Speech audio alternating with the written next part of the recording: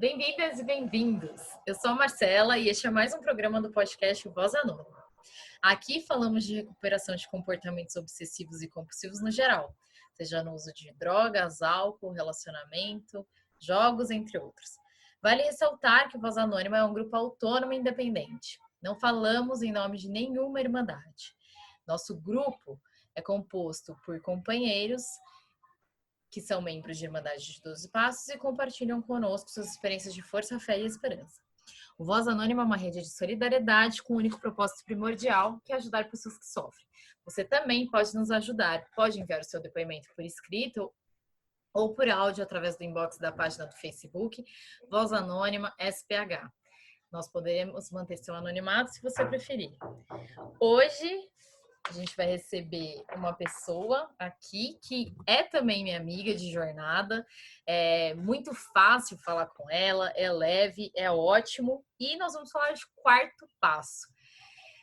Dê, se apresenta para os nossos ouvintes, conta um pouquinho para gente como que você chegou na recuperação.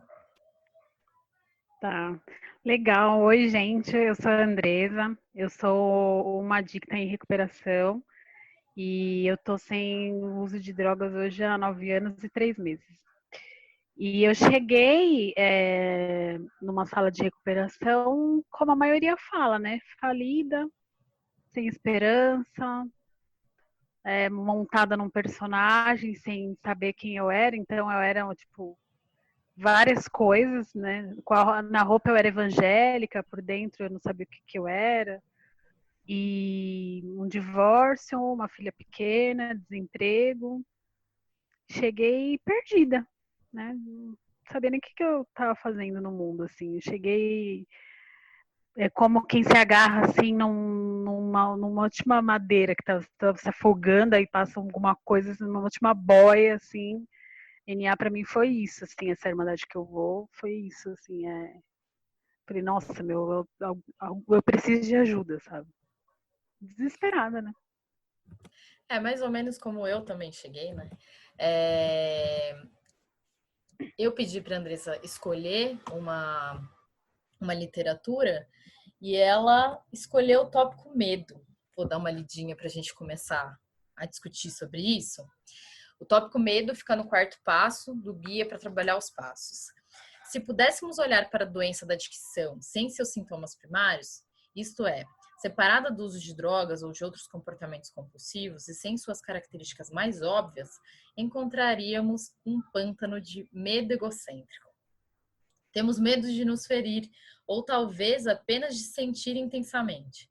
Por isso vivemos uma espécie de meia existência, passando pela vida e sem vivê-la plenamente. Temos medo de tudo que nos faça sentir, por isso nos isolamos e retraímos. Temos medo de que as pessoas não gostem de nós, por isso usamos drogas para nos sentir mais confortáveis conosco. Temos medo de ser pegos fazendo algo errado e de ter de pagar o preço, por isso mentimos, trapaceamos ou magoamos os outros para nos proteger. Temos medo de ficar sozinhos, por isso usamos e exploramos os outros, para evitar os sentimentos de solidão, rejeição ou abandono. Temos medo de não conseguir o suficiente, seja do que for. Por isso, perseguimos o que queremos de forma egoísta, não nos preocupando com os danos que causamos ao longo do processo. Por vezes, quando obtemos coisas importantes para nós em recuperação, tememos perdê-las, e por isso começamos a comprometer nossos princípios para protegê-las. Precisamos cortar o medo egocêntrico e interessar-o pela raiz, para que ele não tenha mais o mesmo poder destrutivo. Foi muito interessante essa escolha, porque é demais. A hora que ela escolheu e mandou, eu li assim, eu falei, é isso. Eu acho que não importa há quanto tempo você está em recuperação, por vezes você olha e você se identifica com questões que você já havia passado muitas vezes, já não é mais daquele jeito, mas a gente volta. Eu acho que é por isso que o lance dos passos serem cíclicos é muito bom, né? Mas falando Sim. agora, então, um pouquinho sobre o quarto passo, eu queria que você falasse um pouquinho da tua experiência com o passo, né? Você escreveu, o passo é escrito, como é que foi o processo? Quando que você falou, bom, tá na hora de eu escrever, foi um padrinho ou uma madrinha que pediu? Fala um pouquinho. Tá. Então, porque assim, no primeiro passo tem uma pergunta que fala que tipo de crise me trouxe para a recuperação. E eu, quando escrevi a primeira vez isso, eu entendo, né, aquela crise de desespero, de não saber o que fazer. Que foi uma crise que me levou para uma sala de NA, na verdade, para uma sala de recuperação. Mas a segunda vez que eu escrevi, quando eu pedi ajuda para esse meu padrinho de agora, essa pergunta é totalmente diferente, porque eu percebi que eu estava já há 7 anos e meio, mais ou menos, dentro de uma sala de 12 passos, e estava vivendo muito mal. E eu falava, cara, tem alguma coisa errada, porque não é isso que promete, né? Tem alguma coisa errada. Eu preciso começar de novo, assim. E aí foi muito difícil. Foi como uma segunda rendição, assim, admitir de novo. Foi como se eu estivesse chegando de falar para um padrinho, olha, me ajuda, eu preciso de ajuda. E aí ele falou, só que você não pode interromper, porque da primeira vez eu escrevi a lista de ressentimento que tem no quarto passo, taquei dentro do guarda-roupa, não escrevi a lista não, escrevi uns 2 nomes, taquei dentro do guarda-roupa e, né, ficou lá. E eu ficava falando na sala que eu estava em processo de quarto passo, porque para mim era muita coisa do externo, né? Era muito esse personagem mesmo que eu criei em recuperação também. E aí dessa vez não, né? Foi já desde o primeiro foi profundo e destemido até eu chegar no quarto. Eu queria muito chegar no quarto passo. Para mim foi muito fácil escrever. Eu não tive medo nem um pouco. Todas as perguntas que falaram de medo eu não tive, porque assim eu já tinha passado pelo processo de segundo, que era de vir acreditar. Eu já estava super acreditando que aquilo ali era um poder maior na minha vida. E aí eu já super entreguei e decidi mesmo, eu falei, não, eu vou entregar minha vida para esse programa. E aí eu fui escrever o quarto passo e aí eu fui enxergar um monte de coisas sobre mim e que nem me assustaram tanto, achei que era bem pior até. Eu também. Eu tenho uma experiência, o meu passo não foi pelo guia, foi pelo livreto amarelo, né? O quarto passo antigo. Porque antigamente era o único passo que a gente fazia escrito, né? Na verdade. Quer dizer, os antigos, né? Eu já cheguei com o guia, também fiz primeiro, segundo, terceiro, só que no quarto a indicação era que eu fizesse pelo outro. Mas eu li muito esse para fazer a minha escrita, né? E é muito louco, porque o passo ele diz assim, né? Encontrar qualidades, identificar a natureza das nossas falhas, né? Essa é a tarefa do quarto passo, a gente olhar e desbravar quem eu sou de verdade, né? O que o passo assim te mostrou sobre você que você assim, porque ele mostra muita coisa que nos choca, mas o que foi Muita assim? coisa. Eu sou não é nada do que eu tava pensando. O que foi o mais? Você consegue lembrar dessa hora que você fala isso que eu criei sobre mim não existe? De ruim ou de bom, assim, Qualquer coisa. que eu criei sobre mim, eu acho que foi essa mocinha boazinha, romântica. Isso eu descobri que eu não era essa pessoa, cara. É tudo assim. Na verdade, eu já tinha feito um monte de coisa que evidenciava que eu não era, mas eu criei para mim que eu era. E ali eu vi que eu não era nada disso, que eu também fui uma pessoa extremamente tóxica na vida de um monte de gente, que eu também era abusadora, né? Porque eu era o alecrim dourado que nasceu no campo sem ser semeado, né? Todo mundo era tóxico, menos eu. E aí eu acho que foi uma coisa que não é que me chocou, mas eu ali eu tive que admitir de falar, nossa, isso é um personagem, não existe essa pessoa.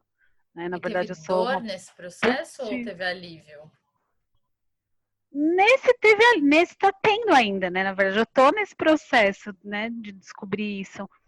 Mas no quarto passo, o que mais me trouxe dor, por incrível que pareça, foi algumas coisas sobre a minha mãe. Não teve nada a ver assim muito comigo. Eu sei que depois que eu terminei o quarto passo, eu fiquei um mês assim sem conseguir ligar para minha mãe. Porque eu achava que meu pai tinha me abandonado muito e escrevendo eu vi o quanto a minha mãe me abandonou, assim, quanto eu fiquei sozinha. Eu era uma pessoa muito sozinha. E aí eu tinha diários e diários, porque eu ficava muito tempo sozinha, né? Tanto que eu fiz? Até hoje eu escrevo muito, crio amores que não existem, faço tudo isso porque eu ficava muito tempo. E aí eu fiquei foi essa parte que mais me trouxe dor. Eu acho que foi descobrir esse abandono da minha mãe, que eu não admitia que teve, assim, sabe? Abuso de ter apanhado muito, esse tipo de coisa, assim. Eu me identifico com tudo isso. O muito louco é porque essas coisas geralmente são externas, né? A minha ideologia, eu quero uma para viver, né? Porque tem todo um lance do como é a indústria, tanto do cinema quanto de tudo, assim, da novela, ela mostra pra gente uma vida que realmente não existe. E Nossa, é tudo daí tão vem perfeito, né? essa romantização que a gente tem vai começar um relacionamento e vai achar que vai ser igual o da Gisele Bündchen com o É, marido, sabe? Ah, eu vou fazer yoga, ele vai jogar coisas, quando na verdade é todo mundo lutando diariamente, não tem muito, né?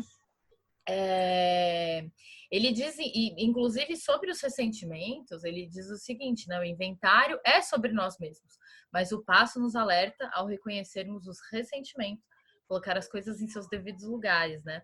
E eu acho que sim. tem bastante disso daí que você falou. Eu também fui tóxica, é, eu também permiti que as pessoas fizessem certas coisas comigo, porque eu Sim. não sei se isso aconteceu com você, mas eu era a culpada.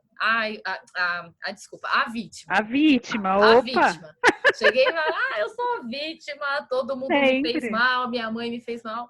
Porque também pensar um pouco assim, é lógico que eu demorei um pouco para desfazer essa imagem, mas assim como você, minha mãe também apareceu muito no meu passo com essa conotação de ressentimento mesmo, de muita mentira, de abandono emocional e tal. Mas depois, assim, quando adulta já eu fui ler que a primeira geração de mulheres que chegou à terapia foi a geração de mulheres dos anos 70. E minha mãe, ela nasceu muito antes dos anos 70. Nos anos A 70, minha ela já era também. muito sofrida. E daí é sempre com relacionamentos abusivos, como foi o do meu Uhum. pai. E vai descontar em quem? Vai descontar na criança, tá estressada, não consegue criar direito, não tem estrutura. Sim. É claro que assim, isso E ela teve justifica, uma vida muito mas pior que a minha também, né? muito. A Tipo, minha muito pior também. que a minha. Hoje eu sei disso. Mas sabe o que foi? Eu acho que foi meio que um lance assim de eu cheguei a vítima, todo mundo me abandonou, todo mundo me maltratou, mas a minha mãe não. Eu não Ah, tinha. E o quarto passo me fez descobrir: olha, sua mãe, ela foi uma abusadora, sim, ela foi tóxica, ela foi, né? Tipo, minha mãe evitava minha presença muitas vezes. E como eu estava reproduzindo isso já com a minha filha, sabe? eu queria chegar nesse ponto. Porque É, eu identifico algumas coisas que foram extremamente ruins para mim, mas eu identifico eu reproduzindo elas. O jeito de total. falar, inclusive, da minha mãe, assim, eu achava horrível o jeito que ela falava comigo, de me colocar medo, de fazer chantagem emocional. Sim. Vez ou outra eu tô aqui com meu filho, se você não fizer isso, né, com essa É, chantagem. O quanto você acha que você reproduziu dessas atitudes? nossa, tem um lance da minha mãe que é a coisa que mais me marcou e eu me pego fazendo isso direto, assim, eu tenho que me policiar muito, que era um olhar que minha mãe tem, ela não tinha, ela tem muito repressor, mas extremamente, ela não precisava me falar um A, eu me sentia totalmente coagida, eu me sentia uma retardada, tipo, eu tô fazendo uma coisa muito errada quando ela me olhava daquele jeito, né? Minha mãe me reprimia muito com o olhar. E, nossa, quantas vezes eu me pego olhando, mas igualzinho pra minha filha. Igual, assim. Aí eu falo, nossa, minha mãe chama Renata, né? E eu falo, nossa, dona Renata, penso comigo, né? Cara, eu tenho vontade de me bater do quanto eu sou parecida. E não é só com ela, e com as coisas piores do meu pai também. Tava falando com uma amiga agora há pouco. Meu pai, a comida dele é a melhor de todas, né? E eu acabei de falar pra ela que minha comida tinha ficado gostosa. Eu falei, meu, daqui a pouco eu tô igual ao meu pai, nenhuma comida é melhor que a minha, só porque eu fiz uma comida com um temperinho bom, sabe? Eu acho que de herança, assim, do que eu posso dizer que foi a reprodução mais difícil para eu admitir que eu faço, o que eu enxergo na minha mãe é o seguinte: para ela o copo tá sempre meio vazio, não tá sempre meio cheio. Então ela consegue Uhum. colocar E reclamar e colocar defeito em tudo.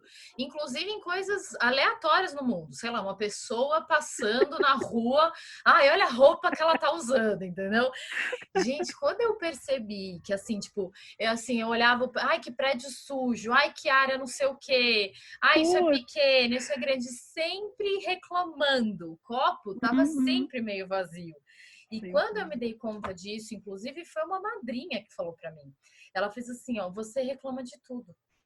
E isso era uma frase que eu usava para descrever a falar minha da sua mãe. mãe. Ela só reclama. Eu falo, ela só reclama. E quando ela falou, você reclama de tudo, eu fiquei uns 15 dias assim, ó, num vão espiritual meu Deus! Como assim eu faço, né? Eu também, quando eu me pego fazendo Como esse assim? olhar. E outras coisas também, que não foi só o quarto passo. Eu acho que eu fiz terapia também durante 3 anos, que foi eu comecei a descobrir a minha mãe ali, mas o quarto passo ele me trouxe mais assim, a terapia me preparou para eu enxergar esse abandono emocional. Mas eu lembro assim que na terapia ele perguntava muito assim para mim, mas isso é de quem? Eu falava alguma coisa minha e ele falava, mas isso é de quem? Cara, eu fui descobrir que um monte de coisa que eu achava que eu tinha, na verdade, eu via minha mãe fazer a vida inteira. Então também eu sou, mas às vezes eu nem sou. Tem coisas que nem são minhas, assim. E eu trouxe da minha mãe, de tipo, que a minha mãe fazia, é como se fosse hereditário. Cara, não é hereditário, entendeu? Não, não Posso não é. fazer essas coisas. Eu também, assim, no quarto passo, eu descobri que eu elegi na minha vida alguns poderes maiores, assim, pessoas que tinham superpoderes que eu queria imitar. Sim. Uma delas era uma amiga minha que eu, assim, eu admiro pra caramba. Ela tem uma carreira incrível e tal. Só que ela, desde muito nova, ela era muito desenrolada, muito, assim, lisa, agradadora, uma pessoa que você gosta de estar junto, que ela vai te falar coisa legal o tempo todo, ela te coloca pra cima, ela é legalzona. E durante muito tempo eu quis ser a legalzona, assim, inclusive Uhum. trazer os relacionamentos para uma situação de toxicidade, até porque eu sou muito agradadora, e não os relacionamentos mais próximos. Os mais próximos, eles conseguem rapidinho descobrir a verdadeira A natureza, entendeu? verdade é. Mas, assim, a galera que tá de fora, eu tô sempre fazendo piadinha, tal, sempre na bolinha de meia. Você também identificou alguma coisa desse tipo, assim? De personagem, na verdade, não é? De personagem. Nossa, muito, cara. Putz, eu acho que hoje eu falei muito sobre isso, principalmente esse personagem, assim, eu tinha tanto medo de ser abandonada, por isso que eu até falei desse tópico que fala muito disso, né? O meu medo de abandono era tanto, o meu pavor de abandono era tanto que eu não conseguia, para você ter ideia, desligar uma ligação. Eu ficava prendendo a pessoa no telefone. Se despedir de alguém para mim era como assim, meu, como assim? Eu nunca mais vou ver essa pessoa.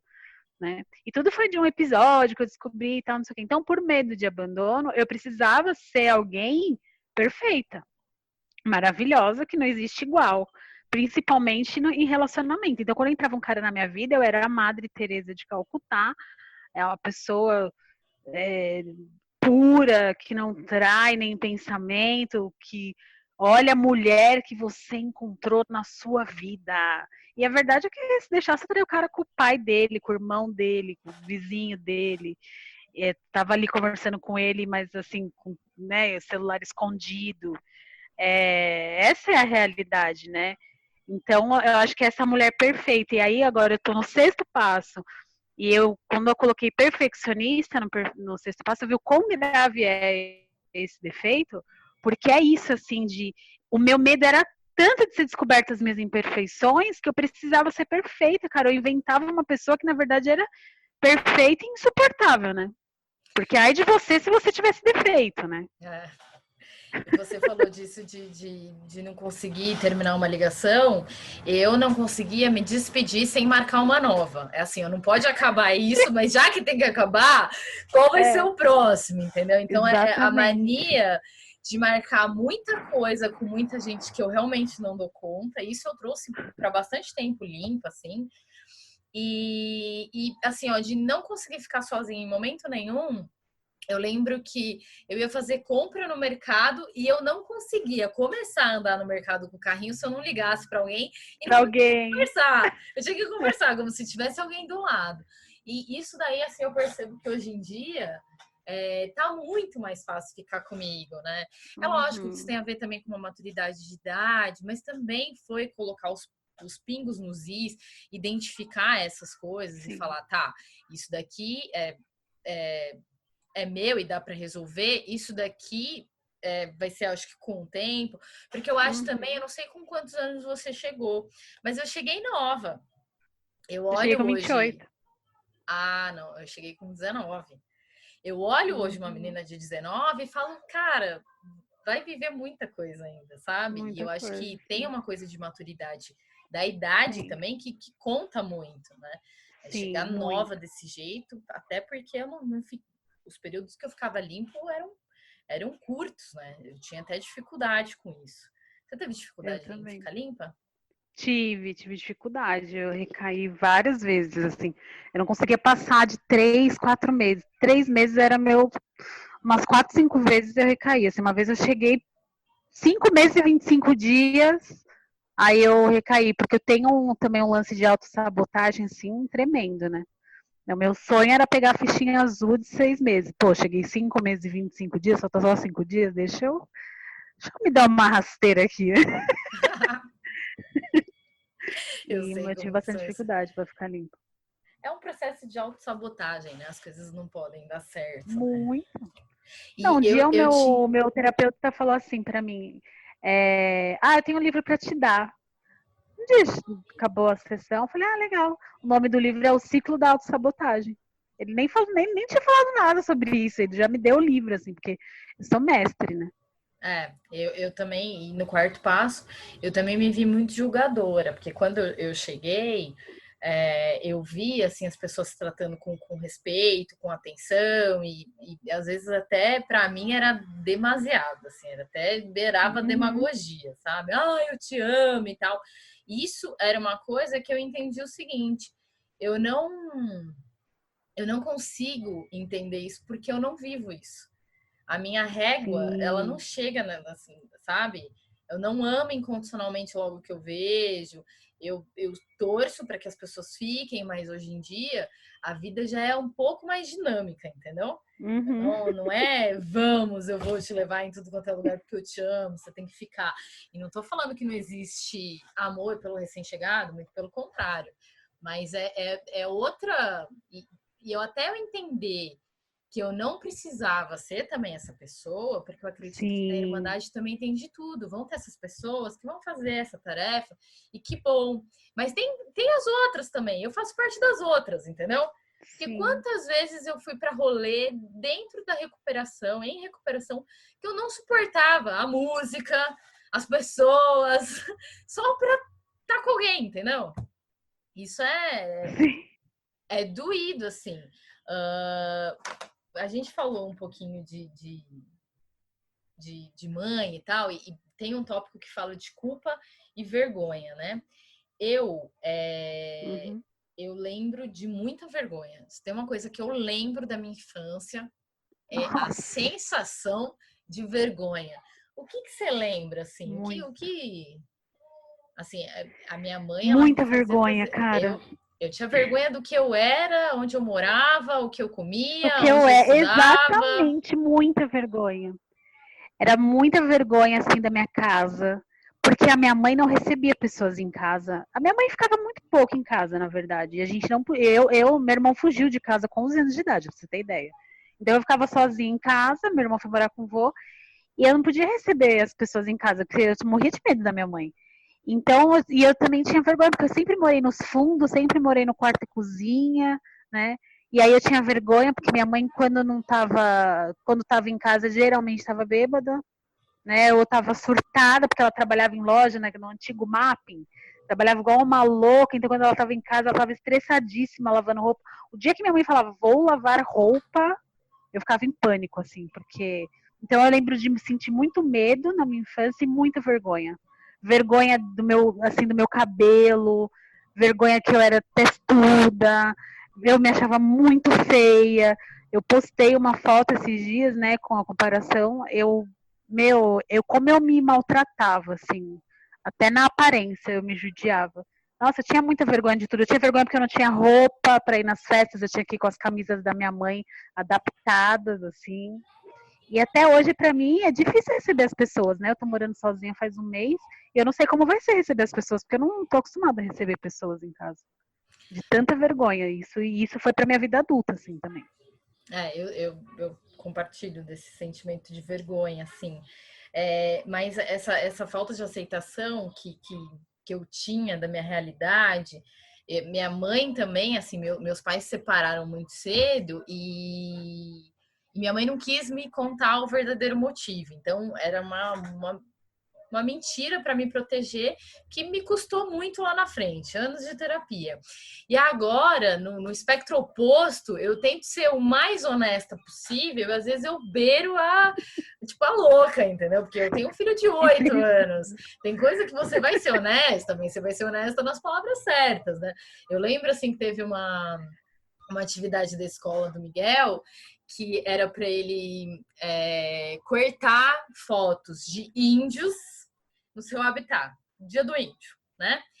E aí, que eu fiz? Peguei índio protestando na frente do Planalto pelo fim do genocídio indígena. E ele, mãe, o que é genocídio e tal? Falava, estão matando os índios, ele e tal. Assim, eu beiro um negócio assim, tipo, que é bem louco. Como é difícil a gente achar o equilíbrio, né? É muito difícil. E o que a gente espera ser é uma coisa que talvez a gente não consiga. Como é que é para você a expectativa do que eu quero, do que eu quero ser como pessoa, uma pessoa dentro dos meus relacionamentos, uma pessoa no meu trabalho e tal, e o que eu sou de verdade? Então, antes era muito pior. Agora que eu tô descobrindo que eu acho que o processo dos passos está sendo, acho não, tá sendo fundamental para eu descobrir quem eu sou. Eu tô leve, cara, assim. Para mim, hoje tá sendo leve. De que nem hoje, quando eu tava falando, pô, sou desonesta na parte de relacionamento, sem desespero, sem medo de, nossa, não, cara, tá tudo bem, eu estou num processo, eu até estou num passo que fala de defeitos, onde eu vou me prontificar. Então, eu já tive a expectativa de ser assim, sabe, a melhor em tudo, de ser a perfeita. Caí a ficha que eu não sou, em vez de ficar ruim, ficou leve. Eu tava falando para minhas amigas hoje, eu tô começando a me sentir verdadeiramente livre. Livre! Porque eu sou, faz parte de mim, tá tudo bem. Não, ai, mas nossa, mas não pode. Não, é porque foi ensinado para mim assim, ó. Quem falou que o relógio fica no braço esquerdo? Quem falou isso? Aí você coloca o relógio no braço direito, você é uma pessoa. Nossa, você usa o relógio no braço direito. Mas, gente, quem foi que falou? Então, assim, ensinam várias coisas pra gente que não pode. Quem foi que falou que não pode? Então, eu tô descobrindo uma vida, tô descobrindo uma pessoa dentro de mim que hoje eu tô aprendendo a amar, cara, do jeito que é. Cada dia é uma surpresa. E eu falo, olha, isso daí não é bom não, hein? Vamos mudar, hein? Olha, isso é legal. E eu tô me dando muito bem comigo, cara. Tá sendo bom. Tá sendo bom. Você falou de quem foi que falou, né, sobre relógio e tal. Eu uso o relógio no braço esquerdo, mas eu sou canhota. O certo, na verdade, do canhoto, dizem que é usar no braço direito. Então, eu acho que eu já tô errada. Mas falando disso, de quem falou as coisas, eu acho que tem um tópico do passo que muito eu acho que a gente sofre para identificar as coisas nesse tópico, e de vergonha, culpa e etc., vem desse negócio. Quem falou isso, Quem né? falou? Que é o tópico sexo. Então, assim, aqui ele vai falar de sexo compulsivo, sexo para evitar a solidão e tal, mas às vezes a gente tem problema com a sexualidade em si, dos prazeres mesmo, né? Do que aquilo que me dá prazer e o tanto que eu sou pudica. E o quanto que eu sou pudica por uma educação judaico-cristã que eu tenha, né? Meninos vão chegar numa certa idade, vão se masturbar naturalmente. Meninas, pelo amor de Deus, não põe a mão aí, não põe isso, né? O que você acha que nesse tópico, assim, o passo te ajudou a te desconstruir? Hoje você tem uma relação saudável, assim, com o corpo, com o sexo? É uma coisa em construção, não é? Como que é isso pra você? Então, eu descobri que eu não era nada compulsiva por sexo, que isso daí também fazia parte da personagem, e que eu não era fudidona, assim, na cama, que era parte também do personagem, e que, meu, eu nem gosto tanto assim, eu até gosto, pô, legal, mas, velho, um filme com uma pipoca, pra mim, também vale muito, assim, sabe? Era, meu, foi uma desconstrução. Porque eu achava que eu era, que eu, nossa, adoro sexo. Mentira, porque eu fazia isso pra conquistar os caras, eu sei fazer o que, né, mas não gosto, não, tem que ser do jeito que tem que ser. E muitas vezes eu não quero, que nem agora eu tô me relacionando e eu passo 2 semanas, às vezes o cara dorme aqui, eu falo, meu, nem sonhando, tô cansada, sai fora, entendeu? Então, e tipo, sinto muito se não quiser, porque eu acho que a minha sexualidade foi muito nessa coisa da pornografia, de baseada nisso, assim, né? De que eu tinha que ser muito foda e que, né, o que o homem não acha em casa, sabe esses negócios? Ele vai buscar Sim, que vendem fora. pra gente, né? Ah, tem que Nossa, ser uma. Tem uma frase, inclusive, que usam, né? Tem até, que ser uma puta na cama, que é uma frase exatamente. mega machista dessa sociedade que empurra a gente para certos padrões. Até a pornografia, ela mostra pra gente uma coisa que não existe. Não Uma mulher existe. geralmente berrando, né? Tipo, e E aguenta horas, né? Fica é, horas ali. e bate-estaca, né? E bate-estaca lá. Que não tem Nossa, nada a ver com o que é nada a bom, na ver. verdade, né? Com a intimidade, do gostosinho e tal. E eu Sim. acho legal essa desconstrução, assim. Foi Esse tópico maravilhoso essa também me ajudou desconstrução, muito. meu. É, Ah. porque tá bom, não transou e tô com vontade, tá tudo Ai, certo. meu. Outro dia meu namorado falou assim, ai, preciso transar urgente. Eu falei assim, arruma alguém, é a coisa mais simples. Eu tenho namorada pra... Eu falei, você tem namorada pra transar? Ele falou, filho, não é assim, eu trabalho a semana inteira, tem várias, não é assim não. E tirar esse Entendeu? negócio do medo do ai, não chego, não tem em casa, vai achar em outro Ah, lugar, então né? vai, ué, vai lá, Vai procura lá lá. então. Vai na fé. Eu concordo totalmente. Eu acho que a gente já tá. Quanto tempo você acha que a gente já tá aqui? Ah, já tá mais de 40, vai dar uns 40 minutos. Então a gente já tem que chegar no fim, infelizmente. Tinha um tópico aqui que eu queria falar, mas fica para o próximo. Vamos dividir isso em dois. Quarto passo tem muita coisa para falar. Muita coisa. Muita coisa. Dá para a gente fazer 2 programas com certeza. Então eu já fico o convite. Vamos falar um Tá, pouquinho mais de quarto passo no próximo programa? vamos sim. Ótimo. Então, eu vou falar agora para os nossos ouvintes. Vocês encontram as nossas postagens no seu aplicativo de podcast favorito. A gente está no YouTube, no Google Podcast, a gente está no Deezer, no Insta e vários outros. Lembrando a todos que querem indicar pessoas, querem fazer um depoimento, tal, manda para a gente na página do Facebook, Voz Anônima, SPH. Obrigada, até o próximo programa.